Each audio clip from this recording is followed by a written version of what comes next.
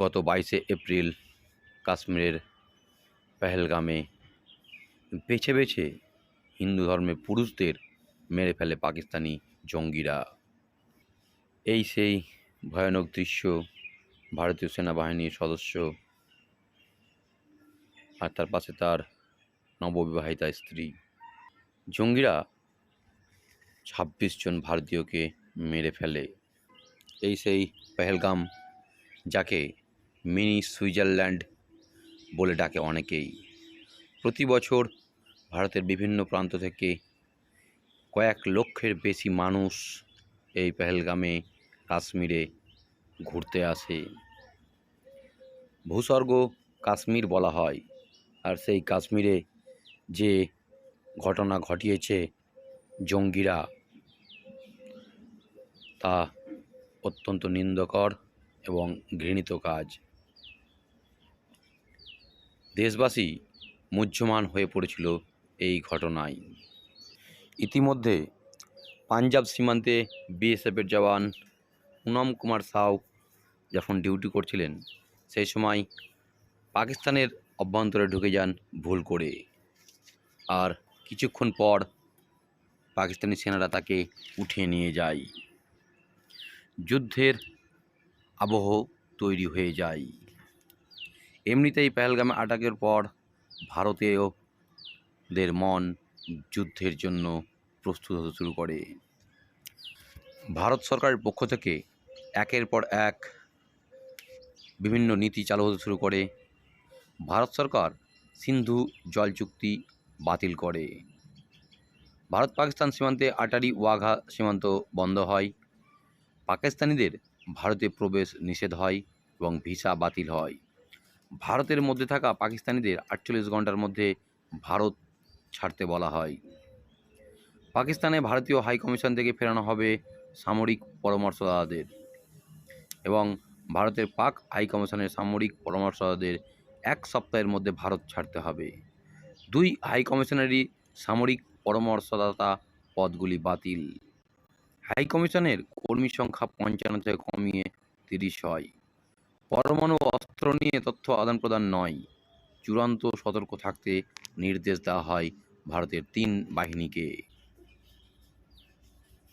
ইতিমধ্যে সিন্ধু জল চুক্তির সাথে সাথে চেনাব রিভার থেকেও জল ছাড়া বন্ধ করে ভারত সরকার।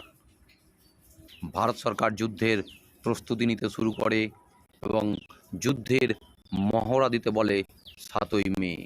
ভারতের বিভিন্ন স্থানে ব্ল্যাক আউটের ঘোষণা করা এবং বাজানো হবে সাইরেন, এই ঘোষণা চলতে থাকে। অর্থাৎ ভারতীয়দেরকে যুদ্ধের প্রস্তুতি নিতে বলে ভারত সরকার। অন্যদিকে ভারতের বিদেশমন্ত্রী বিশ্বের বিভিন্ন দেশের নেতাদের সঙ্গে দ্বিপাক্ষিক বৈঠক করতেই থাকে। বিশ্বের বিভিন্ন দেশ ভারতের সঙ্গে থাকার আশ্বাস দেয়, বিশেষ করে রাশিয়ার রাষ্ট্রপতি পুতিন এবং ইসরায়েলের প্রধানমন্ত্রী বেঞ্জামিন নেতানিয়াহু।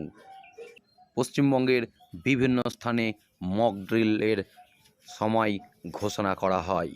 সীমান্তবর্তী এলাকাগুলোতে এই মক ড্রিল হবে বলে ঘোষণা করে ভারত সরকার। মানুষের মনে ক্ষোভ বাড়তে থাকে, কবে পাকিস্তানকে শাস্তি দেওয়া হবে।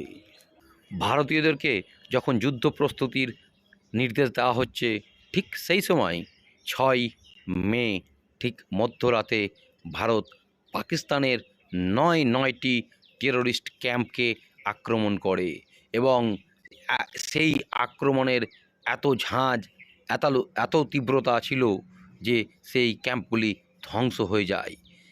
উল্লেখ্য, শুধু এই 9টি ক্যাম্প নয়, এই 9টি ক্যাম্পের মধ্যে কিছু ছিল পিওকেতে এবং বেশ কিছু ছিল পাকিস্তানের অভ্যন্তরে। ভারত এই প্রথম পাকিস্তানের অভ্যন্তরে অ্যাটাক করে জঙ্গি ঘাঁটির সদর দপ্তরগুলিতে।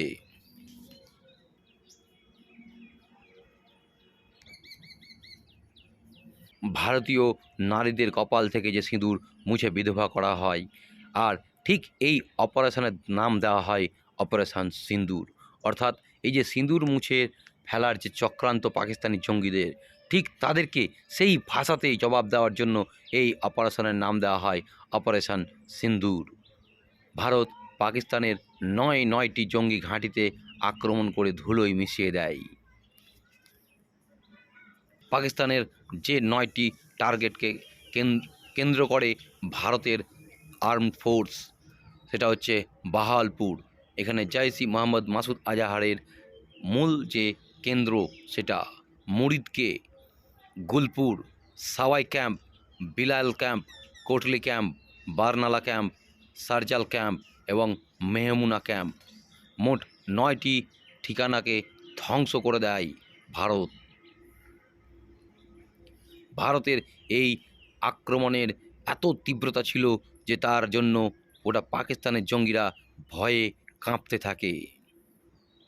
বাহালপুর ঘাটে ছিল জৈশ-ই মোহাম্মদের, মার্কাজ তাইবা মুরিদকেতে ছিল লস্কর-ই তৈবার, সারজাই ছিল জৈশ-ই মোহাম্মদের ট্রেনিং সেন্টার, মেহমুনা সিয়ালকোট ছিল HM জঙ্গি গোষ্ঠীর, মার্কাজ আল আদিত বারনালা ছিল লস্কর-ই তৈবার, মার্কাজ আব্বাস কোটলি ছিল জৈশ-ই মোহাম্মদের, অন্যদিকে মাস্কার রাহিল সাহিদ কোটলি ছিল HM জঙ্গি গোষ্ঠীর, সাওয়াই নালা ক্যাম্প ছিল মুজাফফরাবাদে লস্কর-ই তৈবার, অন্যদিকে সাইদেনা বিলাল ক্যাম্প ছিল মুজাফফরাবাদে জৈশ-ই মোহাম্মদের ট্রেনিং সেন্টার। আর এই ট্রেনিং সেন্টারগুলোকে একেবারে ডিস্ট্রয় করে দেয় ভারতের আর্মড ফোর্স। ভারতীয় আর্মড ফোর্স, ভারতীয় এয়ারফোর্স এর যে জয়গান সেটা গোটা বিশ্ব দেখতে পায়। এত নিখুঁতভাবে এই অপারেশন করেছিল, পাকিস্তান কিছুই করতে পারেনি। গভর্নমেন্টের কাছে শুধু থ্যাংক ইউ বলার আছে। আমি আমার স্বামী হারা হয়েছি। আমি 9টা জায়গায় স্ট্রাইক করেছেন, জাস্টিস চেয়েছিলাম গভর্নমেন্টের কাছে। ইন্ডিয়া গভর্নমেন্ট অ্যাকশন নিয়েছে, তার জন্য আমি এই যে হাত জোর করে বলছি। কিন্তু একটাই প্রেয়ার, ভবিষ্যতে যাতে কারোর সিঁদুর না যায়, এই জঙ্গি, এই টেররিস্ট, এদের প্রতি যাতে প্রচন্ড স্ট্রিক্ট হয়। কারোর যদি এরকম মর্মান্তিক মৃত্যু, কারোর ওয়াইফকে চোখের সামনে দেখতে না হয়, কারোর বাচ্চাকে দেখতে না হয়। কিন্তু গভর্নমেন্ট অফ ইন্ডিয়া আমাদের প্রার্থনা শুনেছেন, ওনারা অ্যাকশন নিয়েছেন, ওনারা আমাদের পাশে আছেন। मोदी जी पूरा रात जाग के वो जो स्टेप्स लिए हैं ना, I don't know what I should say,